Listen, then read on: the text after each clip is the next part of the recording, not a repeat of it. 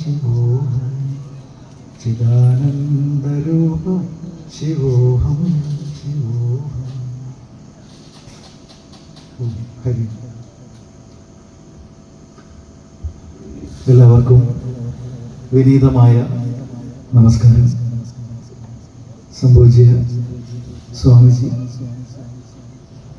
അദ്ദേഹത്തിൻ്റെ സാന്നിധ്യം കൊണ്ട് ഇവിടെ ധന്യമാണ്.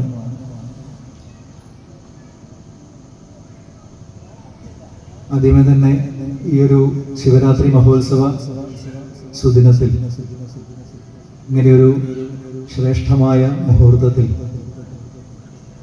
ഇങ്ങനെയൊരു പ്രഭാഷണത്തിന് അവസരം തന്നതിന്, പരിഗണിച്ചതിന് ഇതിൻ്റെ സംഘാടകരോട് ഉള്ള നന്ദിയും സ്നേഹവും, വിശിഷ്യ നമ്മുടെ സുഭാഷേട്ടനോടും ഗോപേട്ടനോടുമുള്ള നന്ദിയും കൂടി ഇവിടെ അറിയിക്കുന്നു.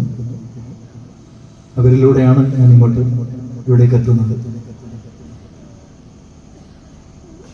ഒരു ശിവരാത്രി പുണ്യദിനമായത് കൊണ്ട് തന്നെ എന്തൊക്കെയാണോ നാം സനാതനധർമ്മ വിശ്വാസി എന്ന നിലയിൽ അറിഞ്ഞിരിക്കേണ്ടത്, അതൊക്കെയും വളരെ സാരവത്തായ വാക്കുകളെ കൊണ്ട് വളരെ പരിമിതമായ സമയത്തിനുള്ളിൽ സംഭൂജ്യ സ്വാമിജി ഇവിടെ പറഞ്ഞു കഴിഞ്ഞിരിക്കുന്നു. അദ്ദേഹം പറഞ്ഞ 2-3 കാര്യങ്ങൾ വളരെ പ്രസക്തമാണ്. എനിക്ക് തോന്നുന്നു ഞാൻ അതിനോട് കൂട്ടിച്ചേർത്ത് പറയുകയാണ് വേണ്ടതെന്ന് ഞാൻ വിചാരിക്കുന്നു. ഒന്നാമതായി അദ്ദേഹം പറഞ്ഞ വാക്ക് ഭക്തി.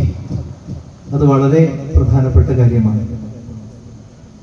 ഭക്തി, ഭക്തൻ എന്നൊക്കെയുള്ള പദങ്ങളെ നമ്മൾ ഒരുപാട് തെറ്റിദ്ധരിച്ച ഒരു കാലത്ത് കൂടിയാണ് നമ്മൾ സഞ്ചരിച്ചു കൊണ്ടിരിക്കുന്നത്. ഭക്തൻ എന്ന വാക്കിൻ്റെ, ഭക്തി എന്ന വാക്കിൻ്റെ തന്നെ അർത്ഥം കീഴ്മേൽ മറിച്ചുകൊണ്ടുള്ള പ്രയോഗവും ആചരണവും ഒക്കെയാണ് സനാതന ധർമ്മവിശ്വാസികളായ നമ്മൾ നടത്തിക്കൊണ്ടിരിക്കുന്നത് എന്നുള്ളത് ദൗർഭാഗ്യകരമായ ഒരു സംഗതിയാണ്. അദ്ദേഹം അതിൻ്റെ അർത്ഥം വിശദീകരിച്ചു കഴിഞ്ഞു. സേവനം എന്നാണ്. മറ്റൊരു കാര്യം പറഞ്ഞത്, നാം ഗുരുത്വം നഷ്ടപ്പെട്ടവരാണ് എന്നുള്ളതാണ്. വളരെ യാഥാർത്ഥ്യ ബോധത്തോടെയുള്ള ഒരു പ്രസ്താവനയാണ് അതെന്ന് ഞാൻ ഉൾപ്പെടെ ഞാനും ഉൾക്കൊള്ളുന്നു. കാരണം അങ്ങനെ നമ്മുടെ ഗുരുജനങ്ങളെ മാനിക്കേണ്ടുന്ന ഒരു സംസ്കാരത്തിൽ നിന്ന്, മാനിച്ചിരുന്ന ഒരു സംസ്കാരത്തിൽ നിന്ന് തീർത്തും വളരെ വളരെ വളരെ അകന്ന് സഞ്ചരിക്കാൻ നമ്മുടെ കേരളം, പ്രത്യേകിച്ച് കേരളം അങ്ങനെ മാറിക്കഴിഞ്ഞിരിക്കുന്നു. ആ ഒരു കാലഘട്ടത്തിലൂടെയാണ് നമ്മളൊക്കെ മുന്നോട്ട് പോയിക്കൊണ്ടിരിക്കുന്നത്. ഇതും തിരുത്തപ്പെടേണ്ട ഒന്നാണ്. എവിടെയാണത് നഷ്ടപ്പെട്ടത്? എന്തുകൊണ്ടാണത് നഷ്ടപ്പെട്ടത്? ഇനി എങ്ങനെയൊക്കെയാണത് തിരിച്ചു പിടിക്കാൻ സാധിക്കുക? ഇത്രയും കാര്യങ്ങളൊക്കെ സ്വാമിജി പറഞ്ഞതിൽ നിന്ന് ഉള്ളിൻ്റെ ഉള്ളിൽ നാം പുനരന്വേഷണം നടത്തേണ്ടുന്ന വിഷയങ്ങളാണെന്നതിൽ യാതൊരു തർക്കവും ഇല്ല. മറ്റൊരു കാര്യം സ്വാമിജി സൂചിപ്പിച്ചതും ഞാനും ശ്രദ്ധിച്ചു. ഇതൊരു പുണ്യഭൂമിയാണെന്ന്. ക്ഷേത്രത്തിൻ്റെ സമീപത്ത് വസിക്കാനും ക്ഷേത്രാന്തരീക്ഷത്തിൻ്റെ പുണ്യത്തെ മുഴുവനും ഉൾക്കൊണ്ടുകൊണ്ട് ജീവിക്കുവാനും ഒക്കെ ഭാഗ്യം ലഭിക്കുക, അതും വളരെ വളരെ പ്രധാനപ്പെട്ട കാര്യമാണ്. അങ്ങനെ അന്തരീക്ഷം കൊണ്ടും നമ്മൾ ധന്യരാണെന്ന് സ്വാമിജി സൂചിപ്പിക്കുകയുണ്ടായി.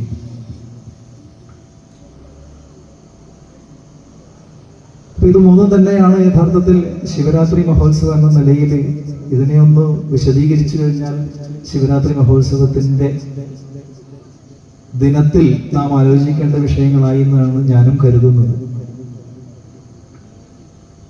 സ്വാമിജിയുടെ വാക്കുകളെ ചേർത്ത് പിടിച്ചുകൊണ്ട് തന്നെ ഞാനും ചോദിക്കാൻ ആഗ്രഹിക്കുന്ന ചോദ്യം, ഇതിൽ ഞാനുമുണ്ട് കേട്ടോ, ഞാൻ പുറത്തു നിന്നല്ല, ഒരു ആത്മപരിശോധന എന്ന നിലയിൽ ചോദിക്കുവാൻ ആഗ്രഹിക്കുന്ന ഒരു കാര്യം, നമ്മൾ നമ്മുടെ സംസ്കാരത്തെയും ആചാരത്തെയും വേണ്ട വിധം അറിഞ്ഞിട്ടുണ്ടോ എന്നുള്ളതാണ്.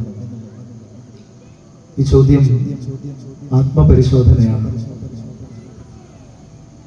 നമ്മൾ നമ്മുടെ സംസ്കാരത്തെയും ആചാര പദ്ധതികളെയും ഒക്കെ അറിഞ്ഞിട്ടുണ്ടോ എന്നല്ല, വേണ്ട വിധത്തിൽ അറിഞ്ഞിട്ടുണ്ടോ ഇല്ലയോ, ഇതാണ് ചോദ്യം.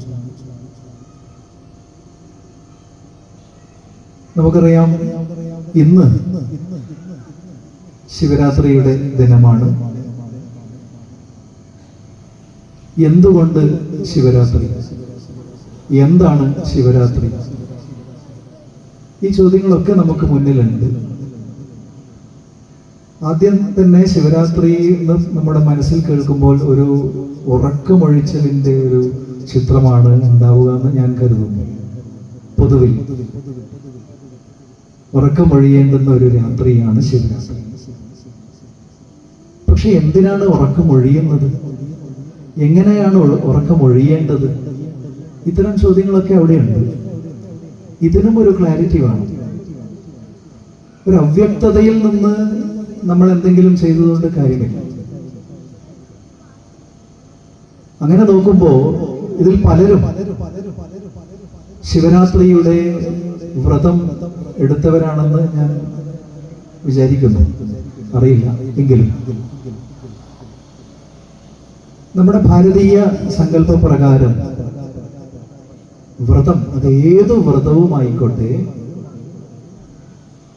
വ്രതം ഒരു വിശേഷപ്പെട്ട അവസരമാണ്. ഒരു സാധാരണമായ സംഗതിയല്ല വ്രതം. വ്രതം വിശേഷിച്ച് കൈക്കൊള്ളേണ്ടുന്ന ഒന്നാണ്. അല്ലാത്ത പക്ഷം നമ്മൾ സാധാരണ ജീവിക്കുന്നുണ്ട്. നമ്മൾ യഥാർത്ഥത്തിൽ ജീവിക്കുന്നു. രാവിലെ സൂര്യൻ ഉദിക്കുന്നു, അസ്തമിക്കുന്നു. അതിനിടയിൽ നമ്മൾ ഒരുപാട് പ്രവർത്തനങ്ങൾ ചെയ്യുന്നുണ്ട്. അതൊക്കെ സർവ്വസാധാരണങ്ങളായ നമ്മുടെ സാമാന്യമായ പ്രവൃത്തികളാണ്. അതിനെയാണ് ഞാൻ സാധാരണം എന്ന് പറയുന്നത്. പക്ഷെ വ്രതം എടുക്കുക എന്ന് പറയുമ്പോൾ അതൊരു വിശേഷപ്പെട്ട കാര്യമാണ്. അതൊരു വിശേഷപ്പെട്ട കാര്യമാവുന്നത് എങ്ങനെ എന്നാണ് ഞാൻ പറയാൻ ആഗ്രഹിക്കുന്നത്. കാരണം സാധാരണയുള്ള ജീവിതചര്യ പോലെയല്ല വ്രതാനന്തരമുള്ള നമ്മുടെ ചര്യ സംഭവിക്കേണ്ടത്, വ്രതം എടുത്തതിന് ശേഷമുള്ള ചര്യ സംഭവിക്കേണ്ടത്. അതാണ് അതിൻ്റെ സവിശേഷത. ഇപ്പൊ വ്രതം എന്നൊക്കെ പറയുമ്പോൾ ആധ്യാത്മികമായി അല്ലെങ്കിൽ സ്പിരിച്വലി നമ്മൾ പറയുമ്പോൾ അതൊരു വ്രതം, ഒരു അനുഷ്ഠാന രൂപത്തിലാണ് നമ്മൾ ഉൾക്കൊള്ളുന്നത്. പക്ഷെ യഥാർത്ഥത്തിൽ വ്രതം എന്ന് പറയുമ്പോൾ അതൊക്കെ മാറ്റി നിർത്തിയാൽ വ്രതം എന്ന് പറയുമ്പോൾ ഒരു നിശ്ചയമാണ്, ദൃഢസങ്കല്പമാണ്, ദൃഢനിശ്ചയമാണ്. അതാണ് ആ വാക്കിന്റെ അർത്ഥം. നിത്യേന നിയമേന ചെയ്യുന്ന ഒരു പ്രവൃത്തി, മാറാതെ ചെയ്യുന്ന ഒരു പ്രവൃത്തി, ദൃഢസങ്കല്പ സഹിതമായ ഒരു പ്രവൃത്തി. അതാണ് സാധാരണ വ്രതം എന്ന് പറഞ്ഞു കഴിഞ്ഞാൽ. അതിനൊരു ആധ്യാത്മിക പരിവേഷം വരുമ്പോൾ ഒരു ഭക്തിയും അനുഷ്ഠാനം അതൊക്കെ അതിൽ വരും. ഞാൻ പറയുന്നത്, നമ്മൾ വ്രതമെടുത്തു, ശിവരാത്രി വ്രതമെടുക്കുമ്പോൾ എന്ത് ദൃഢനിശ്ചയമാണ് നമ്മൾ എടുത്തിരിക്കുന്നത്? ദൃഢനിശ്ചയം എന്നല്ല നമ്മളെ സമ്പ്രദായം അനുസരിച്ച് പറയാ, സങ്കല്പം എന്നാണ്. എന്ത് സങ്കല്പമാണ് വ്രതം ആരംഭത്തിന് മുന്നോടിയായി നമ്മൾ എടുത്തിരിക്കുന്നത്? കാരണം നമ്മുടെ സനാതനമായ സമ്പ്രദായം അനുസരിച്ച് ഏത് വ്രതവുമായിക്കോട്ടെ, വ്രത ആരംഭത്തിന് മുന്നോടിയായി നമ്മൾ നിശ്ചയമായും എടുക്കേണ്ടത് സങ്കല്പമാണ്. ഒരു സങ്കല്പമില്ലാതെ വ്രതം എടുക്കരുത്. വ്രതം എടുത്തു കഴിഞ്ഞാലൊന്നും സംഭവിക്കുന്നില്ല സങ്കല്പമില്ലാതെ. അതൊരു സാമാന്യ ജീവിതചര്യയായി അവശേഷിക്കും, ഒരു വിശേഷ ജീവിതചര്യയായി അവശേഷിക്കില്ല. ഇപ്പോൾ വ്രതം ഒരു വിശേഷപ്പെട്ട അവസരമാണ്. സാമാന്യ ജീവിതത്തിൽ നിന്ന് ഭിന്നമായൊരു അവസരം നമ്മൾ നമ്മുടെ ജീവിതത്തിൽ സൃഷ്ടിക്കുന്ന ഒരു പ്രക്രിയയാണ് വ്രതം.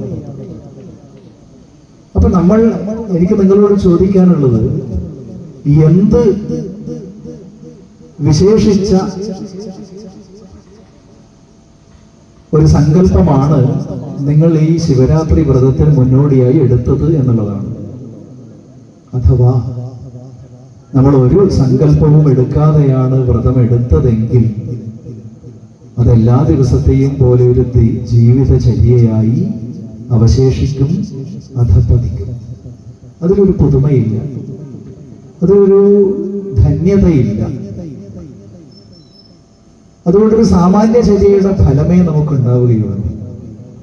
ഇപ്പൊ ഒരു വിശേഷ ചര്യയുടെ ഫലം നമുക്കുണ്ടാവണം. അപ്പൊ ഒന്നാമത്തെ ചോദ്യം, വ്രതം എടുക്കുന്നതിന് മുമ്പ് സങ്കല്പം ചെയ്തിരുന്നോ എന്നുള്ളതാണ്. ചെയ്തിട്ടില്ല എങ്കിൽ, അതാണ് ഞാൻ നേരത്തെ പറഞ്ഞത്, നമ്മൾ നമ്മുടെ ആചാര സമ്പ്രദായങ്ങളെയൊക്കെ വേണ്ട വിധത്തിൽ അറിഞ്ഞുവോ ഇല്ലയോ, ഇത് നമ്മൾ ആലോചിക്കണം, പരിശോധിക്കണം. അപ്പോ ഇനിയും നിങ്ങൾ ഒരു സങ്കല്പം എടുക്കുക. വ്രതാരംഭ സമയമേ ആയിട്ടുള്ളൂ, ഞാൻ ഇന്ന ലക്ഷ്യത്തിന് വേണ്ടിയിട്ടാണ് ഈ വ്രതം അനുഷ്ഠിക്കുന്നത്. എന്നിട്ട് ഏകാഗ്രമായി ആ ലക്ഷ്യത്തെ തന്നെ ഉപാസിക്കുക. അങ്ങനെ ഉപാസിച്ച്, അതെന്തുമായിക്കോട്ടെ, അങ്ങനെ ഉപാസിച്ച് കഴിഞ്ഞതിന് ശേഷമുള്ള പ്രവൃത്തികളാണ് അനുഷ്ഠാനമായി മാറുക, വ്രതമായി മാറുക. അല്ലാതെ ഉറക്കമൊഴിച്ചിട്ട് എന്ത് പ്രയോജനമാണ്? ഇപ്പൊ ഒരു എന്തെങ്കിലും രണ്ട് തരത്തിലാണിത് സാമാന്യമായ സമൂഹത്തിൽ സംഭവിക്കുന്നത്. ഒന്ന്, ഒരു ഭക്തൻ എന്ന നിലയിൽ ഉള്ള സമീപനം, വ്രതത്തോട് ഉള്ള സമീപനം. അതായത് ഏതെങ്കിലും ഇഷ്ട പൂർത്തിക്ക് വേണ്ടി, ആഗ്രഹപൂർത്തിക്ക് വേണ്ടി, എനിക്ക് പരീക്ഷയിൽ നന്നായി മാർക്ക് ലഭിക്കണമേ ഭഗവാനെ, അപ്പൊ ആ മാർക്ക് ലഭിക്കുവാനുള്ള സങ്കല്പമെടുത്തു. ഒരു ഭക്തൻ എന്ന നിലയിൽ നിന്നുകൊണ്ട് പരമേശ്വരനെ പ്രാർത്ഥിച്ച് ഈ രാത്രിയുടെ ആ പ്രാർത്ഥനാ പുണ്യം നമ്മൾ നേടുന്ന അവസരം. അല്ലെങ്കിൽ ഏതെങ്കിലും കല്യാണം കഴിക്കുക, അല്ലെങ്കിൽ മറ്റെന്തെങ്കിലും നമുക്ക് ഐശ്വര്യം ഉണ്ടാവുക, എന്താണോ നമ്മുടെ ആഗ്രഹം,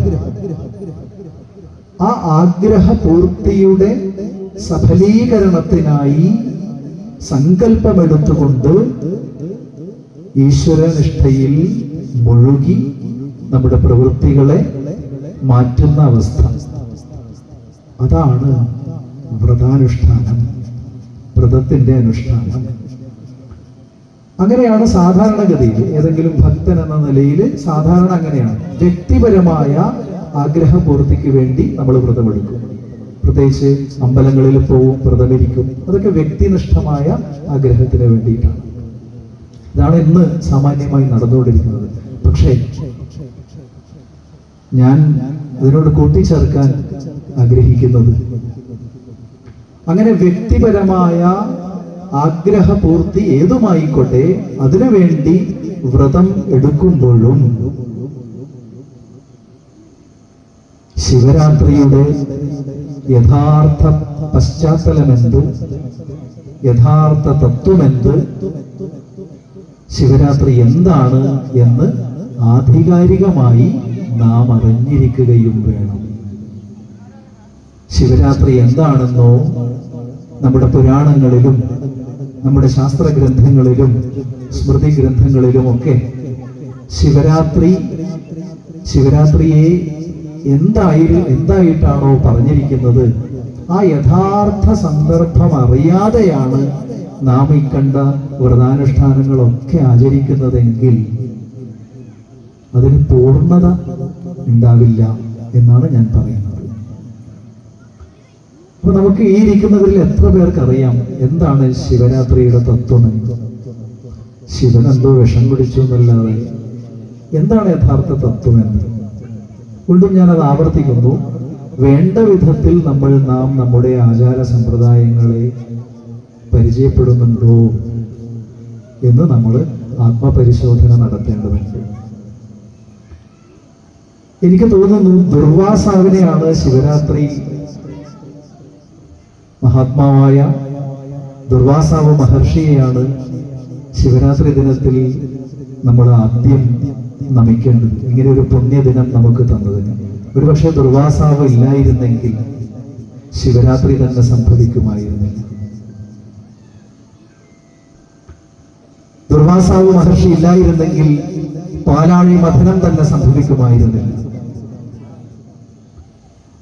ദുർവാസാവ് മഹർഷി ഇല്ലായിരുന്നെങ്കിൽ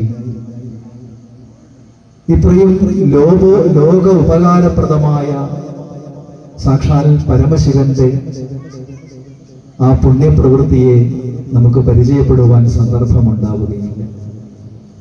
അപ്പൊ എന്താണ് ദുർവാസാവ് മഹർഷിയുടെ കൃത്യം? ദുർവാസാവ് മഹർഷി യഥാർത്ഥത്തിൽ മഹാവിഷ്ണുവിന്റെ പരമഭക്തനായിരുന്നു. പക്ഷേ ദുർവാസാവ് മഹർഷിയെ നമ്മൾ അറിയുന്നത് എങ്ങനെയാണ്? മഹാകോപിഷ്ഠൻ, കോപം കൊണ്ട് ജ്വലിക്കുന്നവൻ, മുൻകോപി, ശപിക്കുന്നവൻ, ശാപവാക്കുകൾ പറയുന്നവൻ. ഈ രണ്ട് ഐഡന്റിറ്റികളിലൂടെയാണ് ദുർവാസാവ് മഹർഷിയെ നമ്മൾ അറിഞ്ഞിട്ടുണ്ടാവുക. ഏതാണ്ട് സമാനമായി നാരദ മഹർഷിയും നമ്മൾ അങ്ങനെയാണ് അറിഞ്ഞിട്ടുണ്ടാവുക. അപ്പുറവും ഇപ്പുറവും നുണ പറഞ്ഞ് നടക്കുന്ന അങ്ങനെയുള്ള ഒരു വ്യക്തി.